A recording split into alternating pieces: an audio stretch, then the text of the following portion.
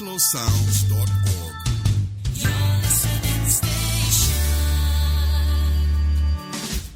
Jens Gad is a Danish songwriter, producer and guitarist, and is the older brother of Toby Gad, Los Angeles-based hit producer and songwriter, best known for co-writing Fergie's Grammy-nominated hit song Big Girls Don't Cry.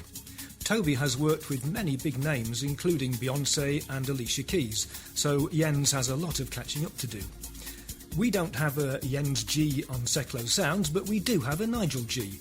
Check him out Monday to Fridays from 4 to 6 p.m. for drive time to put a smile on your face during that journey home from work. Now, back to Izzy, as I asked about her current projects. I do have a few more books scheduled to illustrate over the next 9 months, so I will be busy there. And I'm also developing my first children's book series as an illustrator and writer, so I will start working on that very shortly. And I also started writing short stories. I really don't know where that's going to go, but I have some stories that will not work as a picture or a film. They just need to be short stories. So that's it. I guess the brain cells that you use when you're illustrating and the brain cells you use when you're writing are quite different. I mean, I would have thought so. But what do you feel? Do you feel you're using similar methods for your writing as you do with your illustrating? Oh, maybe it's similar in the early stages when you first get an idea. It kind of feels like an insight no matter what kind of art you're doing. But then as you unravel it, it is different. I think illustration is less of a thinking process in terms of linear thinking. It's more of an experimental thing, seeing what kind of textures and colors work together, whereas writing, it really is slightly, for me, more difficult because it becomes you're putting these different blocks together that now need to make sense. They don't only need to look good and feel good, they need to make sense. So it does. Later on, they're very different. Right. When you're writing a book, do you know what the ending is going to be before you start, or does it develop as you're going through it? No, I need to know the ending. Whether it's a short story or a script, or if I ever attempt a novel, I need to know the direction I'm going in. I need to know my characters' destinies, and then it's just a matter of how they go through their journey. If people want to see your work, presumably there's a website they can look at. That's correct. It's izzypics.com. It's IZZIPICS.com. Okay, let's move on to your next track. Now, I'm a keen amateur astronomer, so I was, when I first saw this, I was looking forward to what it sounded like.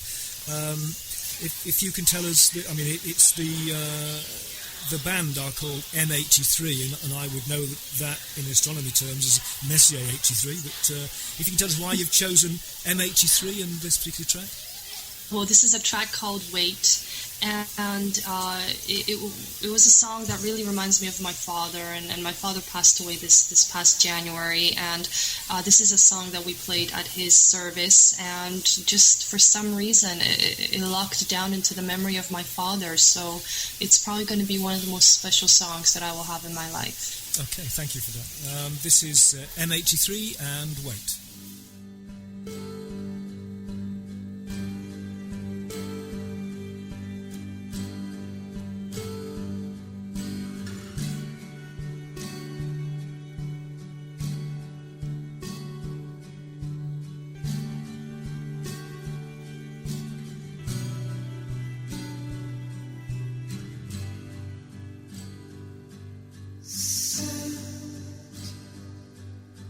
Your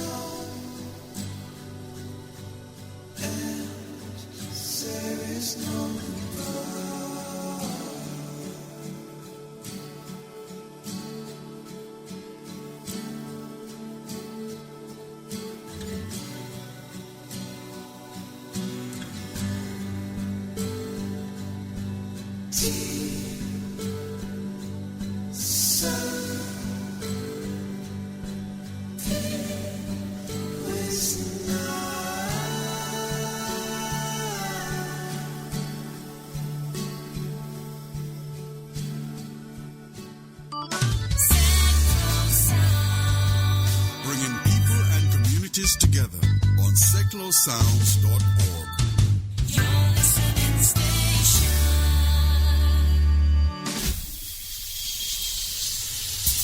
You are listening to Plain Talking with your host, Mick Bannister. Joining me in the Departure Lounge is Izabela Ciesinska, award-winning illustrator, writer and filmmaker. To contact the programme, please email plaintalking@seclosounds.org or just search for Plain Talking on Facebook.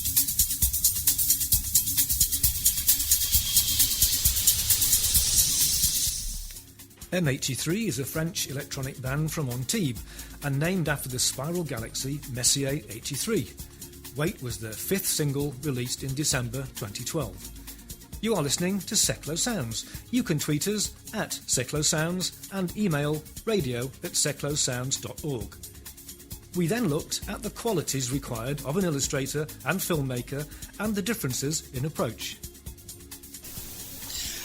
Yes, you do need different qualities. For illustrating, my experience is much more solitary, and most of the clients that I work with are through email or Skype, whereas in filmmaking it's a much more, I don't want to say collaborative because illustration is also collaborative, but it's a much more social thing. You want to be in a good mood. You do want to inspire with your presence, not just your words, and you want to be in a place where you can not only bring out the best in yourself, but in the people around you.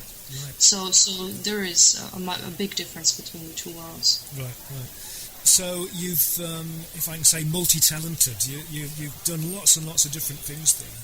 If you can go back to the young Izzy starting out as an illustrator or a filmmaker and say to the young Izzy, I've got a tip for you, or I've got a couple of tips about how you should do things. What would you have said to the young Izzy?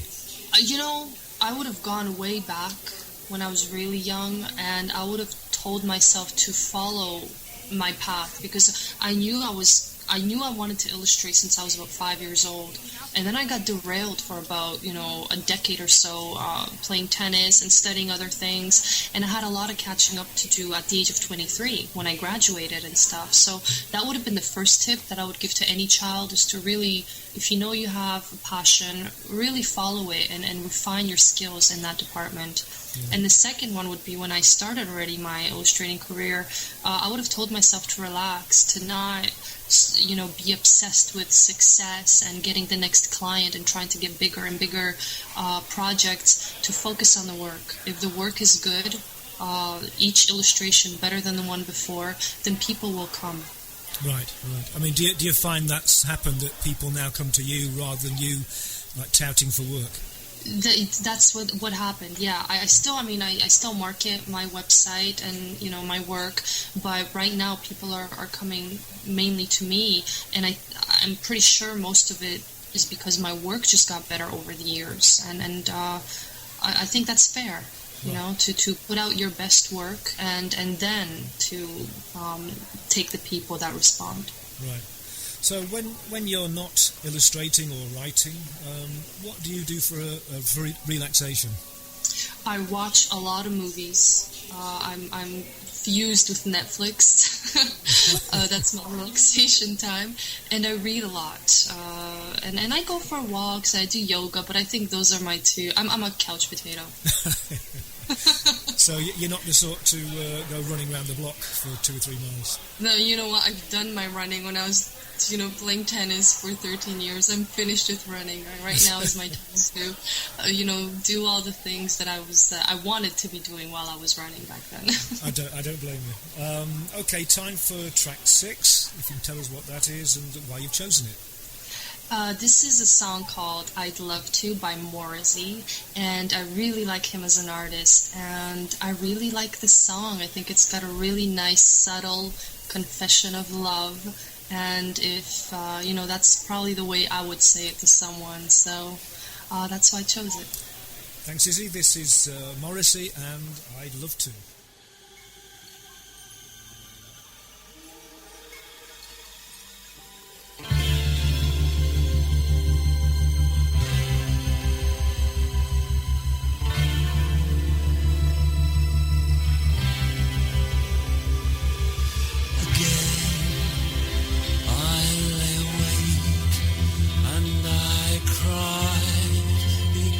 Of way